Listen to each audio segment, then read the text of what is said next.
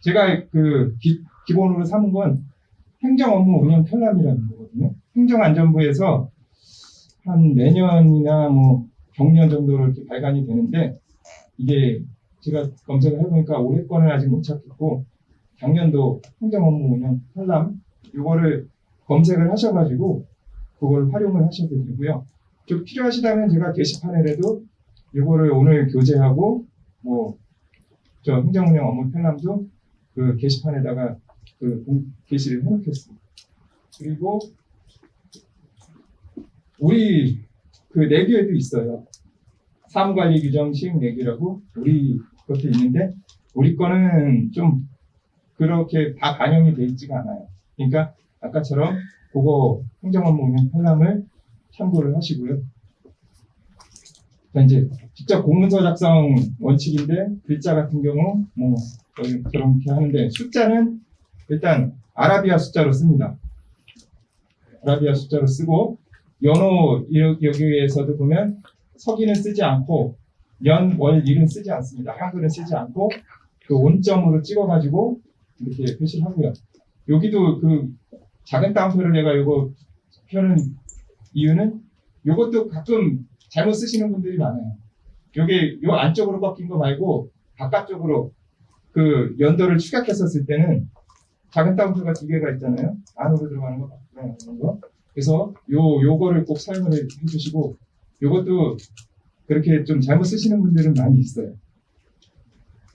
그래서 이렇게 한 칸을 띄고 연, 월 그 표시를 해주시고요. 그리고 여기도 보면 2018년 이렇게 한글로 쓰시는 게 아니고, 공문서에는 2018점 그리고 한 칸 띄고, 그러니까 여기 이 온점을 찍은 거는 한글이 축약됐다고 생각을 하시면 이해하시기가 편해요. 그래서 연이 줄어서 점이 된 거고, 월이 줄어서 또 일이 줄어서 다 이렇게 찍어주시는 거예요. 축약이 됐다는 거예요. 그리고 이 시각을 나타내는 단위는 쌍점을 찍어가지고 이렇게 그 24시간 시각제에다가 표시를 해주시면 됩니다. 그래서 이렇게 한글로 쓸 필요가 없고요. 그리고 금액을 쓸 때는 앞에 금 한글을 쓰시고 그 다음에 숫자를 씁니다. 이 숫자를 쓸 때는 빈칸이 있어서는 안 돼요. 그리고 거기다 이제 원이라고 표시를 하시고, 그 뒤에 한글로 또 이게 11만 3,560원이잖아요. 그래서 11만이라고 쓰는 게 아니라 일자는 항상 1을 표시를 해주셔야 돼요. 그래서 11만 요거를 또 빼고 쓰시는 분들도 가끔 계세요. 근데 이거는 이 변조를 막기도 위하고, 또 숫자 같은 경우도 예전부터 이 칸을 비워두면 안 돼요. 그 수 중간에 누가 또 글씨를 수정할 수도 있고 그러니까 항상 이렇게 다 붙여서 적습니다. 그리고 단위를 적을 때 원 단위는 보통 이렇게 띄어야 되는데 다 붙여서 쓰는 경우가 많이 있어요. 이것도 요 5,000 원면 한 칸을 띄워주는 게 맞습니다. 그리고 이 보통 공문서에는 1,000원 단위로 많이 쓰거든요. 여지껏 그렇게 해왔는데, 정부에서는 그렇게 하면 읽기가 너무 어렵다. 2,134만 5천 원이긴 한데 언뜻 눈에 잘 안 띄잖아요. 그러니까 요거를 2,134만 5천 원 이렇게 하면 읽기가 편하니까 이렇게 써라. 이렇게 하고 있는데, 사실은 아직도 정부에서도 그냥 1,000 단위로다가 워낙 이거를 오래 이렇게 써오다 보니까 지금도 그냥 1,000 단위로 쓰는 경우가 아주 많습니다. 그러니까 그거는 뭐 상황에 따라서 그렇게 적으시면 될 것 같아요. 단위가 아주 큰 경우에는 뭐 100만 단위도 쓸 수 있고 하는 거니까 그거는 상황에 맞춰서 본인이 판단을 하시면 되겠습니다. 그리고 문장 구호 표시할 때도 보통 이렇게 한 칸씩 띄고서 적는데, 쌍점을. 근데 원칙상 여기에는 붙여 쓰고 다음을 한 칸 띄는 게 맞습니다.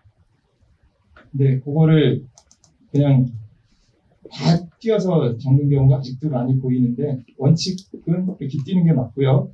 그리고 물결표는 여기도 이렇게 띄는 게 더 좀 깔끔해 보이기는 하는데, 물결 표시는 붙여서 한다. 그게 원칙입니다. 그래서 이렇게 붙여서 물결 표시 붙여주시고, 아까 원 설명한 것처럼 296억 하면 띄고서 달러를 써주시고요. 10만 톤도 10만 띄고 톤, 50명도 50 띄고 명 이렇게 작성을 해주시고 그리고 문서 작성할 때 이제 고압적 권위적인 표현을 사용하지 않는다. 옛날에는 이 왼쪽에 있는 것처럼 많이 썼어요. 그냥 문서를 짧게 해갖고 작성할 것. 근데 거기 문서에 적을 때 그래도 부드럽게 작성해 주십시오. 그리고 제출 바람 하지 말고 제출해 주십시오. 기일 엄수 빨리 내야 되는데 막상 우리가 이렇게 자료 모으다 보면 빨리빨리 안 줘요. 우리가 원했던 기간보다 보통 막 늦게 들어오는 경우들이 많거든요. 중요할 때는 기일 엄수 뭐 이렇게 적어놓는데 그것도 너무 좀 강력한 표현이다. 그래서 날짜를 지켜서 해주십시오. 통보도 지금도 많이 쓰고 있어요. 통보하여 주시기 바랍니다. 뭐 이렇게 해갖고 문서를 많이 쓰기도 하는데 요즘에는 이제 바뀌어가고 있어요. 알려주시기 바랍니다. 뭐 이렇게 하는 게 좀 더 부드러운 표현이고요. 그리고 이런 경우도 많이 썼었는데 즉시 제출 바람. 도대체 언제까지 제출이 즉시인가? 지금 문서 바로 날리고서 지금 바로 달래는 건가? 참 난감하죠? 빨리 달라는 건 의미는 알겠는데 도대체 언제까지인지 잘 모르겠으니까 이렇게 정확한 날짜하고 시간을 적어주시면 이거를 보고서 판단하기가 쉽겠죠. 그리고 날짜를 표현할 때 아까처럼 한타를 띄운다. 네, 한타를 띄우고 그 온점을 찍고요. 여기에서 0은 표시하지 않습니다. 이것도 좀 틀리시는 분들이 많이 있어요. 그냥 연월일 적을 때 0906 이렇게 적으시는 분들도 많은데 연월일에는 0은 표시하지 않습니다. 그냥 한 칸씩 띄워주시면 돼요. 대신에 시간일 때는 표시를 해줘야 돼요. 시간일 때 24시각 구를 하다 보니까 시각일 때는 그냥 7, 9 이렇게 적는 게 아니라 07시 09 이렇게 시각을 표시를 해주시면 되고요. 그리고 문서 중에 이제 가끔 협조문을 이렇게 우리가 보내가지고 이거를 좀 제출해 주십시오 하는데 거기 보면은 위에 그 발신명이 다 들어가 있고 어느 부서에서 작성한지가 다 사실 나타나 있어요. 무슨 팀이라고 되어 있으니까 위에. 그래서 굳이 뭐 용인도시공사라든지 전략기획팀이라든지 중복돼서 표현을 안 해도 된다. 그래서 그냥 부드럽게 우리 팀으로 제출하여 주시기 바랍니다. 아니면 우리 팀 뭐 실적을 보기와 같이 첨부와 같이 부침과 같이 제출합니다. 뭐 이렇게 적어주시면 되고요. 그리고 이 표현도 하도 많이 틀리게 작성을 하는 경우가 있어서 요거는 제가 특별히 넣었는데 참고하고 참조 요 표현도 많이 틀리더라고요. 그러니까 참고는 그 비교할 대상이 없이 하나만 있는 경우에 그러니까 첨부 파일을 딱 붙여놓고서 첨부 파일을 참고하시기 바랍니다 이러면 되는데 참조하시기 바랍니다 라는 표현을 많이 써요. 참조라는 건 비교가 목적인 경우에 참조라는 말을 쓰는 거거든요. 비교에. 그래서 쭉 무슨 기사를 내가 적어 놓고서 그 다음에 관계 기사를 참조하십시오. 그러면 요거랑 비슷한 거를 따로 찾아서 한번 비교를 해보십시오. 이럴 때는 참조라는 표현을 쓸 수 있지만 그렇지 않고 그냥 첨부 파일 하나밖에 안 붙어 있으니까 요거를 참고해서 보시기 바랍니다. 이럴 때는 참고. 그러니까 요 표현 틀리지 않도록 좀 주의를 해주시고요. 그리고 기한문 작성 시 유의사항. 요거는 좀 빠르게 설명드리면 정확하게 육하 원칙에 의해서 정확하게 작성을 해주셔야 되고 그 문서를 잘 만드는 법, 뭐 그것도 아까도 얘기했지만 잘 만들려면 간단하고 제일 좋은 게 이해가 빠르고 따르게 막 애매하게 적어서 이게 뭘로 해석이 여러 가지로 되게 막 이렇게 적어주시면 안 돼요. 누구든지 봐가지고 이건 무슨 뜻이구나. 처음 보는 사람도 알 수 있게 문서를 작성해 주는 게 가장 문서를 잘 작성하는 거거든요. 나는 알고 있는데 내가 많이 알고 있는 걸 문서에다 녹여내야 되는데 막 이상하게 나만 알고 있는 걸 막 적어놓으면 다른 사람은 이게 무슨 소리지? 내 머릿속엔 다 있기 때문에 딱 보면 나는 한눈에 알 수 있지만 다른 사람이 봤을 때 무슨 소리인지 모르게 작성을 하면 그건 문서가 잘못 작성이 됩니다. 그러니까 모든 사람이 다 이해할 수 있도록 그렇게 그 문서를 작성을 해서 작성을 하셔야 되고요. 여기서 개조식이라는 표현이 있는데 짧게 끊어서 작성하는 거.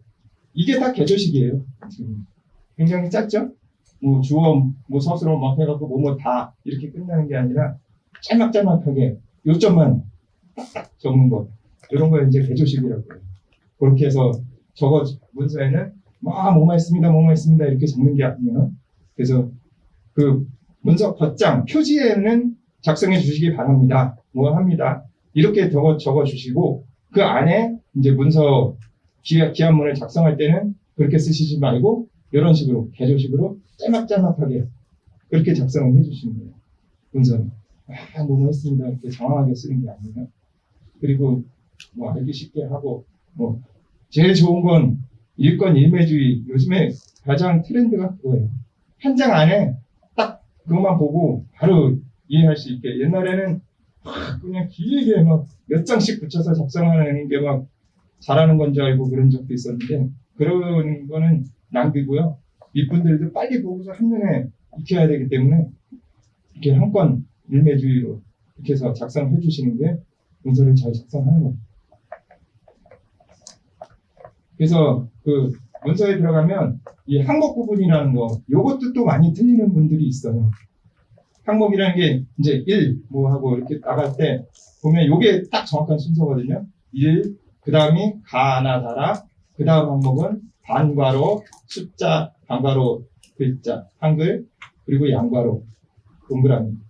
뒤에서 이제 설명을 드릴 거예요. 왜 이렇게 작성을 해야 되는지. 그리고 부분적으로 네모, 동그라미, 뭐 대시, 요거 점, 뭐 이렇게 해갖고 그런 거로 똑같이 이제 작성이 가능하고요. 그래서 첫째 항목부터는 왼쪽 여백 없이 바로 첫 번째 칸부터 작성을 하기 시작하고요. 둘째 항목부터는 두 탈을 띄어가면서 작성을 하고, 요건 뒤에 보여드릴게요. 이게 이제 문서 보면 처음에 작성하는 게 맨 1번이 끝에서부터 작성을 하는 거예요.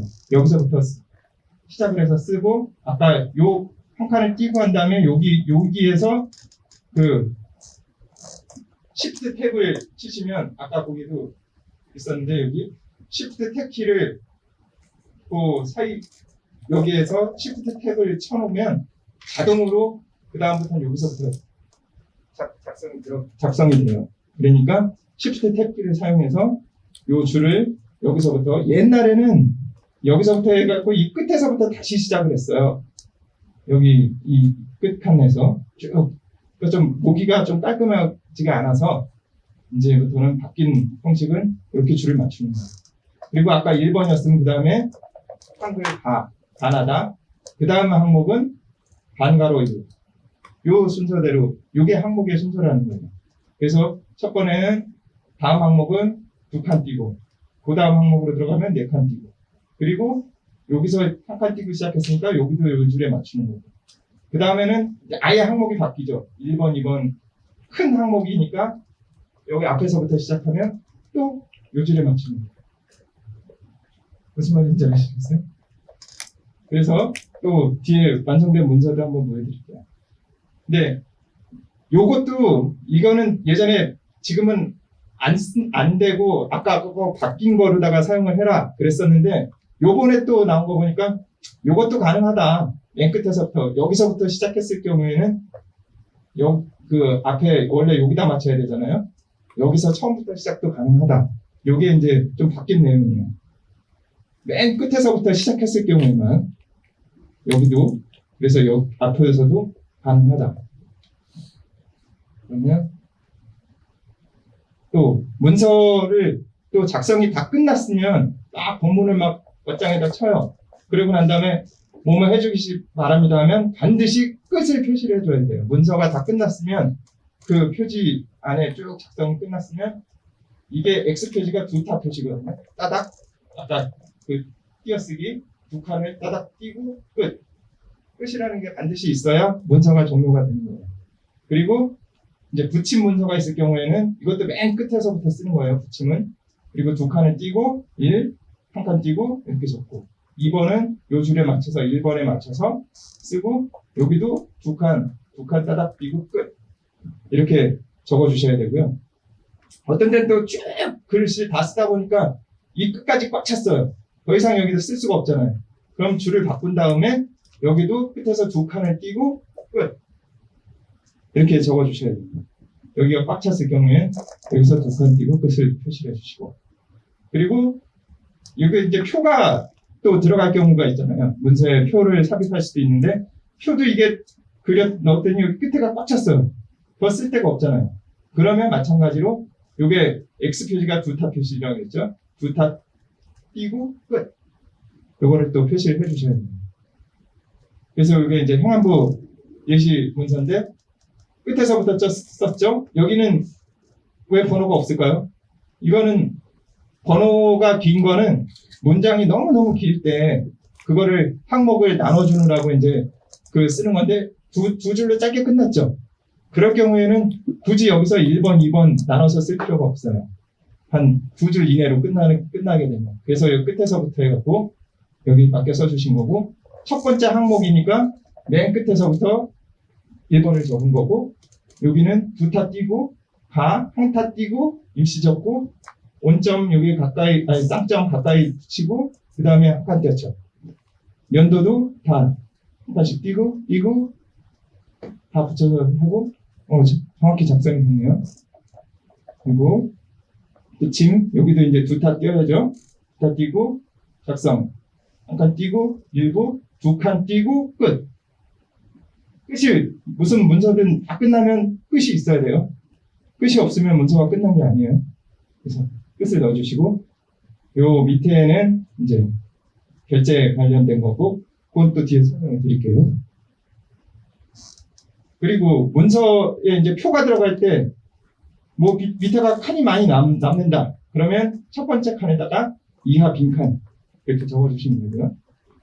다시 명의는 뭐 뒤에서 설명을 드릴 거고, 기한문 아까도 보셨지만 맨 위에는 또 홍보 문구가 들어가요. 우리도 홍보 문구가 있죠.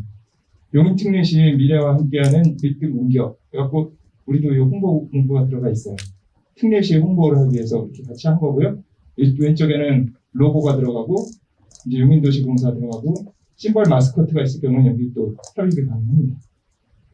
그래서 추진자, 제목 뭐 이런 식으로 문서가 작성이 되겠고, 맨 밑에는 아까처럼 아까 잠깐 보셨지만 발신 명의가 들어가고 기한자 직급 서명 쭉 그래서 결제권자 서명, 뭐 주소, 뭐 전화번호, 이메일, 팩스, 이메일 이런 것까지 다 기재가 되어 있어야 됩니다. 제가 또 이거를 설명드리는 이유는 가끔 이거를 또 안 적어 놓거나 정확하지 않게 적는 분들이 계세요.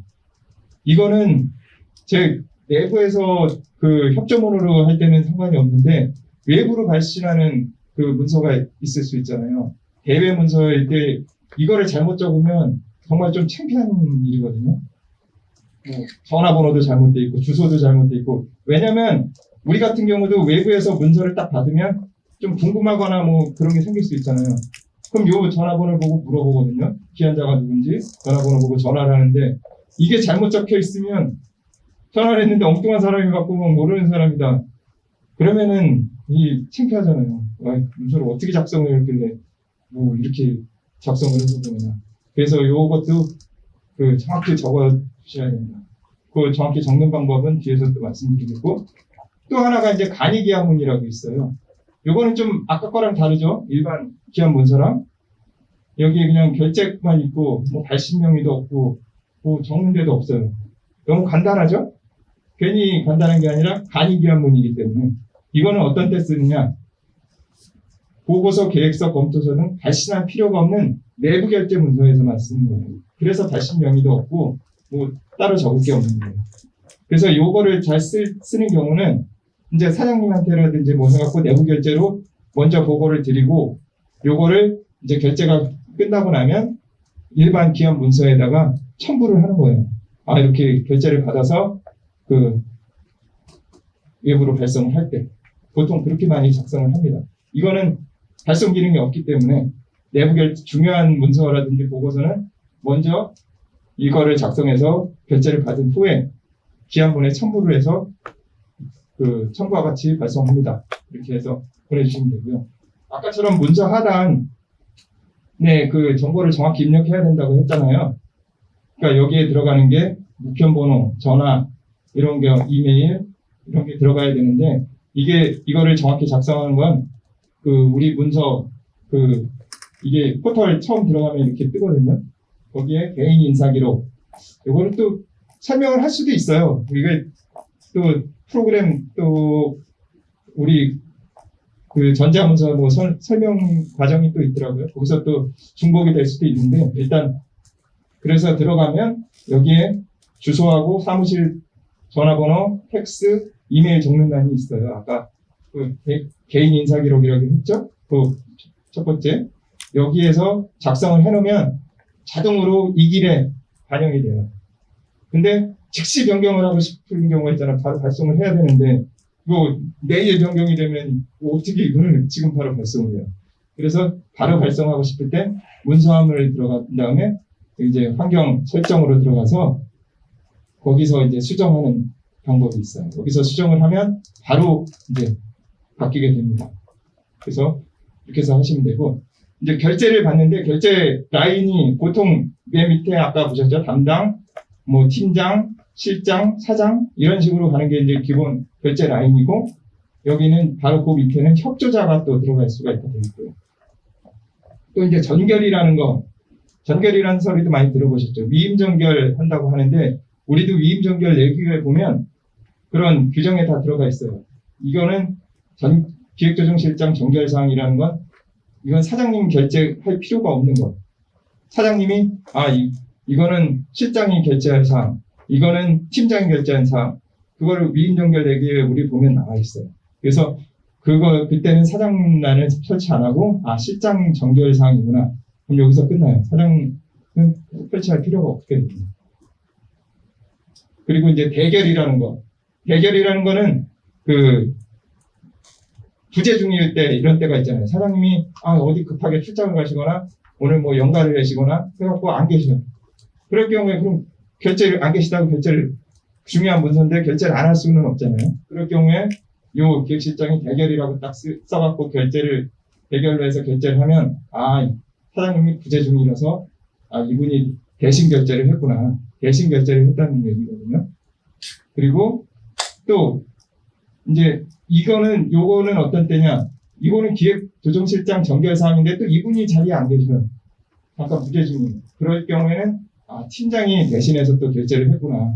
이분이 부재 중이라서 그렇게 좀 이제 판단을 하시면 되겠습니다.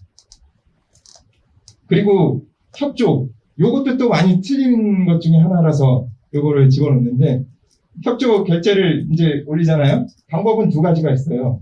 기한자가 먼저 기한을 하고 우리 팀장이 먼저 결제를 한 다음에 다른 팀장들 결제를 받고 또 만약에 실장 결제를 받고 또 소장 결제 받거나 뭐 비슷한 급으로 받을 필요가 있을 땐 먼저 우리 측 결제를 먼저 받는 거예요.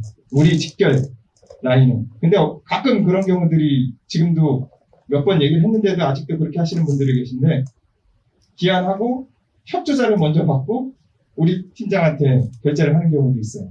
그건 잘못된 거예요. 먼저 우리 거부터 받아야 돼요. 두 가지 또 할 수 있는 방법 중 하나가 먼저 이렇게 쭈루룩 받고 이렇게 올라가는 방법도 있고 두 가지 방법이 다 가능한데 먼저 다른 팀을 받는 건 아니에요. 먼저 우리 거부터 받아야 돼요. 원칙. 그래서 이것도 틀리는 경우가 많아서 말씀드리는 거고 이제 거의 다 끝났습니다. 거의 다 끝났어요. 이거는 이제 가끔 이제 수기르다가 뭐 오고 그럴 때 이제 뭐 이렇게 사용하는 거라서 사실은 요즘엔 다 전자문서를 쓰고 있기 때문에 큰 필요가 없습니다. 그래서 이거는 뭐 크게 설명할 필요는 없을 것 같고 그래서 이제 중요한 거는 좀 다 설명이 끝났습니다. 그래서 앞서도 말씀을 드렸지만 이게 문서 작성을 처음 해보라고 하면 너무 두려워해요. 이걸 한 번도 안 해봤으니까. 그래서 이걸 좀 작성을 해보라고 이렇게 하고 그러면 너무 어려워하더라고요. 먼저 좀 어려우면 아까 말씀드린 것처럼 다른 걸 찾아보고 아니면 뭐 이제 먼저 자기가 해가지고 이거를 최소한 노력을 한 다음에 좀 먼저 갖다 드리세요. 결제권. 안 하고 계속 고민만 하고 있으면 안 돼요. 이게 시간이 있잖아요. 문서 작성 시간이 있고. 그래서 요령인데 먼저 최대한 해보고 이렇게 했는데 한번 좀 봐주시겠냐고 그러면 윗분들도 보고, 아, 그래도 좀 노력을 했네. 어느 정도, 틀을 잡으려고 했구나. 그 다음에 이제 막 알려주고, 수정할 걸 알려주는데, 하나도 안 하고, 어떻게 해야 될지 모르고 막 이러고 있으면 좀 답답하죠. 네? 그러니까, 그런 좀, 모르더라도, 그리고 옆 사람한테도 물어보든지, 아니면, 그러니까 요즘에는 아까 말씀드린 것처럼 전자결제상에 문서함을 뒤져가지고 검색을 해보면 웬만한 게 다 나오고, 그리고 좀 더 자기가 노력을 하고 더 좋은 거를 보고 싶다면 아까처럼 행안부 문서 같은 거 있잖아요. 우리 같은 경우는 우리나라에서 행안부에서 다 기준을 세우고 문서를 작성하는데 거기서 다 원칙을 세우고 기준을 세워서 가니까 그쪽 문서를 좀 많이 찾아서도 보는 연습을 해보세요. 그럼 그게 가장 최신 트렌드거든요. 그러면 거기서 그런 식으로 먼저 문서를 작성하면 다른 국가 부처든 뭐 다른 행정기관도 따라가게 돼 있어요. 글자 채도 그렇고 뭐 글자 크기도 그렇고 그런 것도 다 이제 보고서 그런 걸 따라가는 거죠. 그거는 나쁜 게 아니에요. 뭐 자기가 공부를 하는 거고 아까 얘기한 것처럼 먼저 검색을 해가지고 잘된 걸 좀 찾아보는 그런 노력을 하고서 하면 진짜로 금방 늘더라고요. 저도 이렇게 경험을 해보니까 어떤 직원은 재무팀에서만 근무하고 뭐하고 해가지고 그쪽에서는 숫자만 다루고 뭐하고 하다 보니까 문서를 사실 기하하고 이럴 기회가 많지가 않아요. 어떻게 보면 계속 반복적으로만 하니까. 그런데 이제 그런 직원들이 처음 와서 막 공부를 하는 거예요. 배우더라고. 문서 찾아보고 그렇게 하니까 또 금방 또 수준이 올라오더라고요.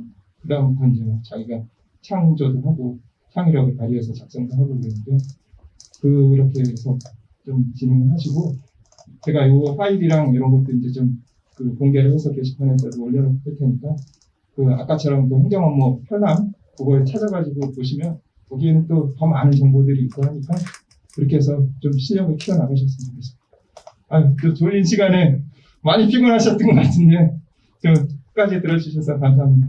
네, 앞으로 원승하실 빌겠습니다. 고맙습니다.